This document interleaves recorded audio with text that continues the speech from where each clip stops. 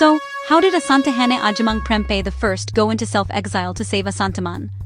Nana Agyemang Prempeh I is recognized as one of the greatest rulers of the Asante kingdom.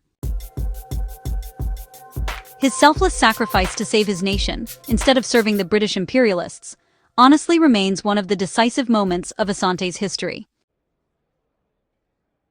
To put it into a finer perspective, the kingdom of Asante was plunged into a civil war following the short-term reign of Nana Kwaku II, who sadly passed on due to severe smallpox in 1884. While some Asante states threw their support for the elderly Barima Yao Achwerabawana, others felt it was the turn of the young Barima Agyemang Prempeh. In March 1888, the seemingly implacable feud between Barima Achwerabawana and Barima Prempeh came to an end with the latter installed as the Asantehene. This event was witnessed by Assistant Inspector Barnett, a representative of the British governor. The British thought they could manipulate the young king, who was only 26 years old. That was a grave miscalculation. Fast forward, in December 1890, a British delegation led by Hull arrived in Kumasi, giving two options to the newly enthroned king, Nana Kwaku III, also known as Nana Agyemang Prempeh I. The Asantehene was to either serve the British or consider Asante as an enemy of the British. After 5 long months, the Asantehene refused to accept any overtures to have Asante serve the British.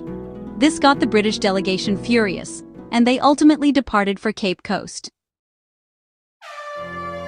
Then again, in March 1894, another British delegation led by Vroom arrived in Kumasi with a similar demand. Again, the Asantehene refused.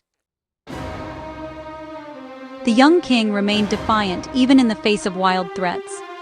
His name, Agyemang, which means a savior of a nation, was not for nothing. He knew the weight of responsibility and the legacy of his forefathers, and honestly, vowed to defend his nation with every ounce of energy and strength. In January 1896, the unthinkable happened. The new governor Maxwell and his lieutenants Scott, Baden-Powell, and others stormed Kumasi with an evil intent to forcibly demand Asante's subservience to the British. Once again, the young King Prempeh I instructed that no Asante soldier should fire a gun.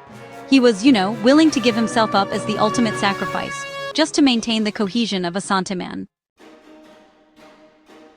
The king was arrested but made to sit in a palanquin, and along with several chiefs was exiled to Elmina, and then later to Seychelles in 1897.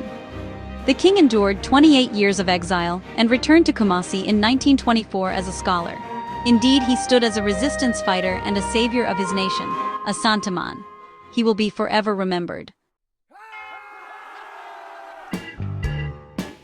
Subscribe to this channel and hit the notification bell for more updates.